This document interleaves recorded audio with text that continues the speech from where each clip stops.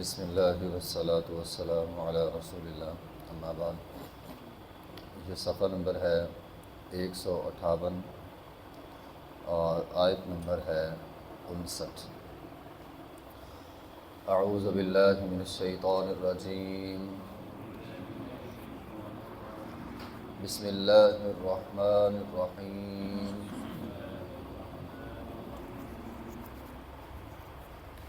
یا ایہا الذین آمنوا اطیعوا اللہ واطیعوا الرسول واولی الامر منکم فإن تنازعتم فی شیء فردوہ الی اللہ والرسول ان کنتم تؤمنون باللہ والیوم الآخر ذلک خیر واحسن تأویلا۔ یا ایھا الذین آمنوا، اے وہ لوگو آمنو جو ایمان لائے ہو، اطیعوا اللہ و اطیعوا الرسول، اللہ کی اطاعت کرو اور اس کے رسول کی اطاعت کرو، وَأُولِي الْأَمْرِ مِنْكُمْ، اور ان کی بھی اطاعت کرو جو تمہیں حکم دینے والے ہیں۔ فَإِن تَنَازَعْتُمْ، اگر تمہارا تنازع ہو جائے، جھگڑا ہو جائے، فی شیء، کسی چیز کے بارے میں، فَرُدُّوهُ إِلَى اللَّهِ وَالرَّسُولِ، تو اللہ اور اس کے رسول کی طرف لوٹ آؤ۔ ان کنتم تؤمنون باللہ، اگر ہو تم ایمان رکھنے والے اللہ پر، والیوم الآخر، اور قیامت کے دن پر، ذالک، یہ خیر، بہتر ہے، یہ بہت بہتر ہے، بہت بہتر بات ہے، واحسن تأویلا، اور بہت اچھی ہے انجام کے لحاظ سے۔ یا ایھا الذین آمنوا، اس آیت کے اندر اللہ تعالیٰ نے اصول اور قانون جو ہے وہ بیان کر دیا ہے۔ اسلامی معاشرہ اور اسلامی معاشرے کا قانون اصول کیا ہونا چاہیے، وہ اس آیت کے اندر بیان ہوا ہے۔ پچھلی آیات میں ہم نے پڑھا تھا، اللہ تعالیٰ نے امانتیں ادا کرنے کا حکم دیا تھا اور عدل کرنے کا حکم دیا تھا۔ یہاں سب سے پہلے تو اللہ تعالیٰ نے اس غلط فہمی کو دور کیا ہے کہ کوئی اس غلط فہمی میں مت رہے، میرے پاس اختیار آ گیا ہے، قوت آ گئی ہے، طاقت آ گئی ہے، میں اپنے اختیارات کو جیسے مرضی استعمال کروں۔ ایک باپ ہے نا، اس کے پاس اختیار ہے اولاد کے معاملے میں، اللہ تعالیٰ نے اسے اولاد دے دی۔ اب اگر وراثت کا معاملہ ہے تو کوئی یہ مت سمجھے میری اولاد، میرا اختیار، میری مرضی، میں جو مرضی کروں، ایسا نہیں۔ اللہ تعالیٰ کے معاملے میں بندہ آزاد نہیں ہے، فیصلہ کرنے کا اختیار ہے، لیکن فیصلہ اللہ اور اس کے رسول کی اطاعت میں ہوگا،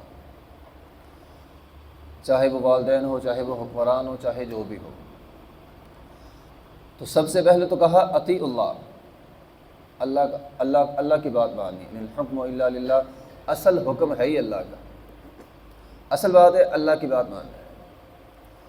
دیکھیے اسلامی جو حکومت ہوتی ہے اس میں یہی بنیادی اصول ہوتا ہے، حکومت کے اندر بات صرف اور صرف اللہ کی ہوگی، اختیارات انسانوں کے پاس نہیں ہوتے، اللہ کے پاس ہوتے ہیں۔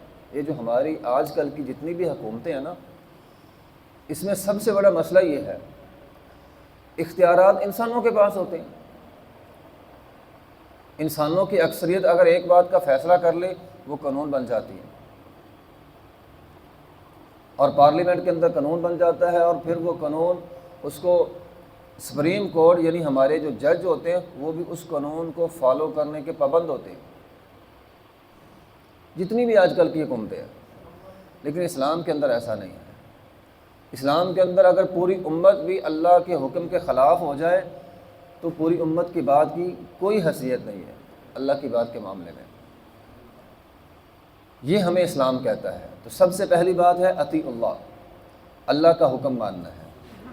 اس کے بعد ہے وَأَطِيعُوا الرَّسُولَ، اللہ کے رسول کی بات ماننی ہے۔ اللہ کے رسول کی بات اس لیے ماننی ہے کہ ہمیں کیسے پتہ چلے گا اللہ کا حکم کیا ہے؟ اللہ کا رسول در حقیقت اللہ کی بات ہی ہم تک پہنچاتا ہے اور اللہ کا حکم عملی طور پر کر کے دکھاتا ہے. اس کے بغیر تو پتہ نہیں چلے گا نماز کیسے پڑھنی ہے، اللہ کا رسول ہی ہمیں بتائے گا. اس لیے فرمایا اللہ کے رسول کی حکم بات جو ہے وہ ماننی ہے. تو اسی مناسبت سے اللہ کے رسول کی بات ماننا در حقیقت اللہ کی بات ماننا ہے. رسول اپنی طرف سے کچھ نہیں کہتے. رسولوں کی اطاعت اس لیے بھی واجب ہے کہ رسول سے اگر بالفرض کوئی غلطی ہو بھی جائے اللہ تعالیٰ فوراً اصلاح فرما دیتے ہیں. نبی صلی اللہ علیہ وسلم کے معاملے میں اگر بعض اوقات ایسا ہوا بھی کہ آپ اگر تھوڑا سا ہٹے، اللہ نے فوراً حکم نازل کر دیا، اصلاح فرما دی. انبیاء کے علاوہ، یہ بڑی اہم بات ہے، انبیاء کے علاوہ کسی کی اطاعت غیر مشروط نہیں کی جا سکتی. صرف دنیا میں اللہ کے بعد انبیاء کی ذات ایسی ذات ہے جن کی اطاعت غیر مشروط ہے، انبیاء کے علاوہ کسی کی نہیں، حتیٰ کہ صحابہ کی بھی نہیں. یہ ہمارا عقیدہ ہے. اللہ کی بات کے مقابلے میں، رسول اللہ صلی اللہ علیہ وسلم کی بات کے مقابلے میں صحابہ کی بات بھی ہمارے لیے حجت نہیں ہے. اگر صحابہ کی نہیں ہے تو کسی اور کی کیسے ہو سکتی ہے؟ کسی امام کی، کسی حکمران کی بات ہمارے لیے حجت کیسے ہو سکتی ہے؟ یہ ہمارا عقیدہ ہے. ہاں البتہ ہمارا ایمان یہ ہے کہ صحابہ اللہ اور اس کے رسول کی اطاعت کرنے والے ہیں. ایسا ہو نہیں سکتا اللہ اور اس کے رسول کا حکم کچھ اور ہو اور صحابہ نے کسی اور بات کا فیصلہ کر لیا ہو. ایسا نہیں ہو سکتا، کیونکہ قرآن کہتا ہے فَإِنْ آمَنُوا بِمِثْلِ مَا آمَنْتُمْ بِهِ فَقَدِ اهْتَدَوْا. صحابہ جیسا ایمان لے کر آؤ. اس کا مطلب یہ ہے اللہ کی کوئی بات ہے، رسول اللہ کی کوئی بات ہے، اس کا جو مطلب صحابہ اکرام کی اکثریت نے مراد لیا ہے وہی حکم، وہی مراد ہم لیں گے. بہت ساری بدعات جو ہمارے معاشرے کی ہے، اس لیے تو وہ بدعت ہے. اصالِ ثواب کے جتنے طریقے ہمارے معاشرے میں رائج ہیں اس لیے تو بدعت ہے. صحابہ اکرام نے وہ کام نہیں کیے، ہم بھی نہیں کرتے. تو صحابہ کی بات ہمارے لیے حجت نہیں ہے، لیکن ہمارا ایمان یہ ہے کہ صحابہ نے کبھی بھی رسول اللہ کی مخالفت نہیں کی. اس لیے ہم صحابہ جیسا ایمان رکھتے ہیں اور ایمان لانا چاہیے، یہ اللہ کا حکم ہے. تیسری بات یہ ہے کہ وَأُولِي الْأَمْرِ مِنْكُمْ، جو تمہارے حاکم ہے، جن کے پاس ذمہ داری ہے، جن کے پاس منصب ہے، جن کے پاس فیصلہ کرنے کا اختیار ہے، جو ہماری انتظامیہ ہے، یہ سارے لوگ اولی الامر کے اندر شامل ہو جائیں گے. اللہ فرما رہا ہے ان کی بات مانو، ان کا حکم مانو. بہت ساری احادیثیں ہیں، نبی علیہ الصلوۃ والسلام نے فرمایا انما الطاعۃ فی المعروف. ان کا حکم ماننا ہے، لیکن ان کا حکم غیر مشروط نہیں ماننا. شرط یہ ہے کہ ان کی بات اللہ اور اس کے رسول کی بات کے مطابق ہو. انما الطاعۃ بالمعروف، نیکی کے کاموں میں، خیر کے کاموں میں اچھی بات حکمرانوں کی ماننا ہمارے اوپر لازم ہے. احادیث میں بہت زیادہ وضاحت موجود ہے اس حوالے سے. نبی علیہ الصلوۃ والسلام نے فرمایا سمع اور اطاعت کے کاموں میں ہے، نافرمانی میں نہیں ہے. اگر کوئی حکمران ایسا آ جائے جو ہمیں کہے نماز نہیں پڑھنی تو ہم اس کی بات نہیں مانیں گے. جو کہے شراب حلال ہو گئی ہے ہم اس کی بات نہیں مانیں گے. حکمرانوں کی بات ماننی ہے اطاعت کے کاموں میں. ایک حدیث میں نبی صلی اللہ علیہ وسلم نے فرمایا تم پر کوئی بھی حکمران مسلط ہو جائیں، مسلط کر دیے جائیں، ان کی بھی بات ماننی ہے. حتیٰ کہ فرمایا حبشی غلام ہی کیوں نہ مسلط کر دیا جائے. تو یہ شرعی مسئلہ ہے. ہمارا حکمران کسی بھی لحاظ سے بن جائے، صحیح بنائے غلط بنائے جیسے بھی بنائے، اگر وہ بن گیا ہے اس کی اطاعت ہم پر لازم ہے. اس کے خلاف بغاوت کرنا اسلام اس سے کلی طور پر منع کرتا ہے.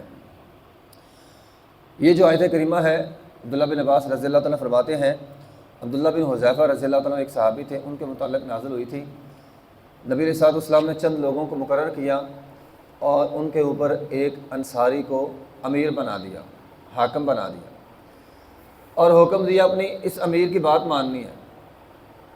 اب وہ لوگ چلے گئے۔ ایک موقع پر ایسا ہوا، امیر لوگوں سے ناراض ہو گیا۔ امیر نے حکم دیا لکڑیاں جمع کرو، آگ جلاؤ۔ لکڑیاں جمع کی گئی، آگ جلائی گئی۔ امیر نے حکم دیا کہ نبی علیہ الصلوۃ والسلام نے تمہیں حکم دی یا میری بات ماننی ہے؟ انہوں نے کہا جی ہاں حکم دیا، اور میں آگ میں چھلانگ لگا دوں۔ ناراض تھا نا ان سے۔ اب جب وہ چھلانگ مارنے لگے، ان کے دل میں خیال ہی آیا آگ سے بچنے کے لیے تو ہم مسلمان ہوئے، مسلمان ہونے کے بعد پھر آگ میں جائیں۔ تو وہ اسی کشمکش میں رہے، انہوں نے چھلانگ نہیں ماری۔ آگ ٹھنڈی ہو گئی، امیر کا غصہ بھی ٹھنڈا ہو گیا۔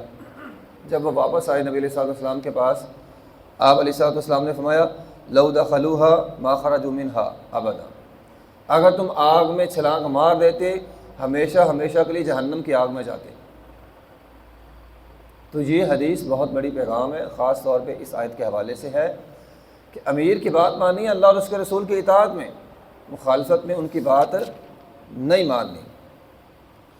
ایک حدیث میں نبی علیہ الصلوۃ والسلام نے فرمایا میری بات مانو، جس نے میری بات مانی اس نے اللہ کی بات مانی، اور فرمایا جس نے میرے امیر کی بات مانی گویا اس نے میری بات مانی، جس نے میرے امیر کی مخالفت کی گویا اس نے میری مخالفت کی۔ ایک حدیث میں ہے نبی علیہ الصلوۃ والسلام نے فرمایا میرے صحابہ عنقریب ایک ایسا زمانہ آئے گا تم پر دوسروں کو ترجیح دے دی جائے گی، تم ایسی باتیں دیکھو گے جس کو تم برا سمجھو گے، ایسے حکمران آ جائیں گے تم انہیں اچھا نہیں سمجھو گے، اچھے نہیں ہوں گے۔ صحابہ کرام نے کہا ہم کیا کریں؟ فرمایا ان کا حق ان کو دو، اپنا حق اللہ سے مانگو۔ اگر کوئی بندہ یہ سمجھتا ہے یہ حاکم، یہ بادشاہ، یہ حکمران اچھے نہیں ہیں، اس کے باوجود اسلام ہمیں یہ کہتا ہے ان کا حق انہیں دو، یعنی ان کی بات مانو، اگر وہ تمہاری بات نہیں مانتے تو تم اللہ کی طرف رجوع کرو، بغاوت نہیں کرنی۔ الغرض نتیجہ یہ ہے، خلاصہ یہ ہے، حکمرانوں کی بغاوت اسلام نے منع کی ہے۔ چوتھی بات کیا ہے؟ فَإِن تَنَازَعْتُمْ فِي شَيْءٍ فَرُدُّوهُ إِلَى اللَّهِ وَرَسُولِهِ۔